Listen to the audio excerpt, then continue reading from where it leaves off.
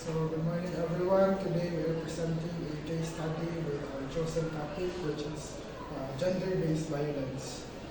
So I am Orlando Ente Pastor. I am Yanni Miles R. Celestial. I am Leila Binghani.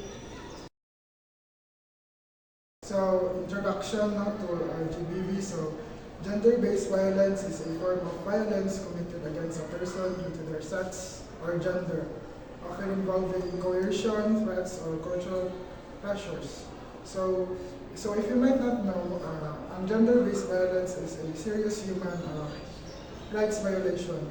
So that affects the physical and mental well-being of individuals. So ga-reinforce siya o gender inequality o makapahindor siya sa social and economic development. So to raise awareness and inspire action, the world observes the 16th day of activism against gender-based violence from November 25th to December 10th. So highlighting the need to combat GBV and promote safety, equality, and human rights for all. So next slide please. So what are the causes of gender-based violence? So the unequal status of men and women is the primary causes of gender-based violence.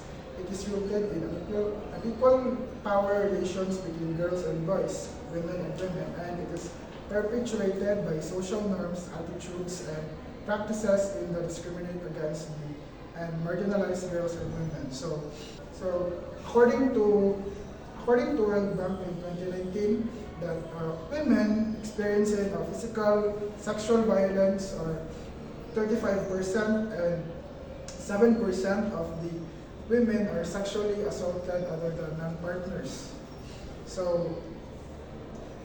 And 38% of female murders are committed by intimate partners. So additionally, women affected by FGM or female genital mutilation, so it's 200 million.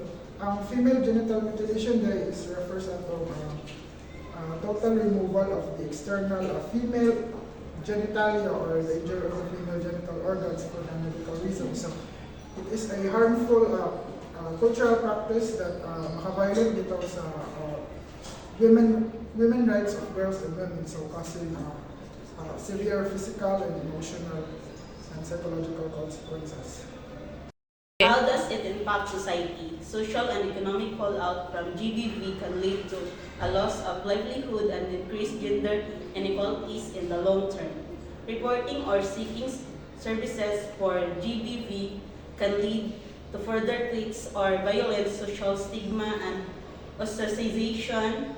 GBV is also a barrier to women and girls accessing other life-saving services, food, shelter, and healthcare. Impacts on individuals kay physical health, then physical injuries, then mental health. Muna example sa impact sa individuals. Impact po sa families kay children's well-being, then ma-witness nilang violence dayon o breakdown of family relationships. Impacts on society kay economic cost dayon and increased healthcare costs, lost productivity, and strain on social services. Community safety and community safety. What current policies to address the problem? Current policies address gender-based violence, particularly in Philippines, where Anti-Violence Against Women and Their Children Act of 2004 or Republic Act number 9262. Magna Carta of Women or Republic Act number 9710, Anti-Sexual Harassment Act of 1995 or Republic Act number 7877, Anti-Rape Law of 1977 or Republic Act number 8353, Anti-Trafficking in Persons Act of 2003 or Republic Act number 9208, and Safe Spaces Act or Republic Act number 11313. So how effective are these solutions? So there's no single solution to gender-based violence. So criminalizing all forms of violence is crucial. So This means that making every type of violent punishable under law. So a strong legal framework ensures accountability and enhanced protection for society. So despite progressive laws, inconsistent enforcement, cultural attitudes, and law awareness limit their effectiveness. So strengthening law enforcement, victim support, and education is key to meaningful change. So as an individual, gender-based violence is mag-start na siya sa ato. If we are educated, we will not do such violence to other people. So despite having laws, kay dili man gyud tanan ang law nato dili sa Philippines are naapod sa other countries. So naagi limited enforcement. So what recommendations can improve the situation?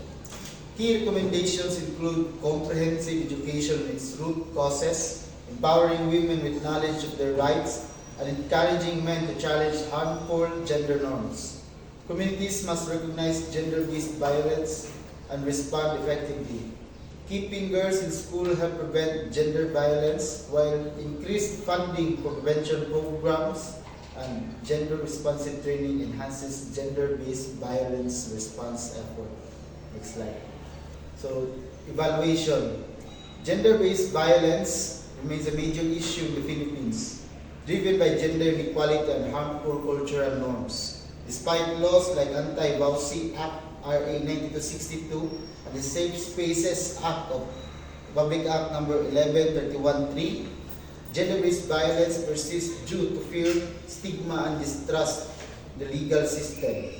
Its impact extends beyond physical harm, affecting victims' mental health, economic stability, and social participation. So, narang mga recommendations nila sa pag-address sa gender-based violence. Education and awareness. Promote gender equality through school and community programs. Teaching right and healthy relationships. So, second one is stronger law enforcement. Train law enforcement on gender-based violent issues to improve legal implementation and victim support. So, kani siya is isa siya sa mga weakness ani nga issue kay to daghan na kay silang mga ibuhat nga ining mga law na mag-protect sa women, pero ang enforcement sa law is dili enough. So mo gyapon nga nagyapon siya kitabo ng mga gender-based violence gyapon, nagyapon mga violence sa especially sa mga babae nga kitabo. Community involvement, establish local support networks and safe spaces to foster respect and equality. Support services, expand shelters, counseling, and legal aid to help survivors recover and reintegrate. And lastly, economic empowerment, provide vocational training and job opportunities to help women achieve financial independence. So, in conclusion, gender-based violence remains a critical issue rooted in inequality, discrimination, and cultural norms. So, despite protective laws, katulad na mentioned ganina nga Vowsy, Anti-Sexual Harassment, o Safe Space Acts, GBV persists due to stigma, so underreported and reinforcement. So, yung importance extends beyond the physical harm, affecting mental health, economic stability, and social integration. So, eliminating GBV is essential for human dignity, gender equality, and sustainable development. So, strengthening law enforcement, expanding victim support services, and increasing education on GBV are key steps forward in addressing the issue. And that's all our report.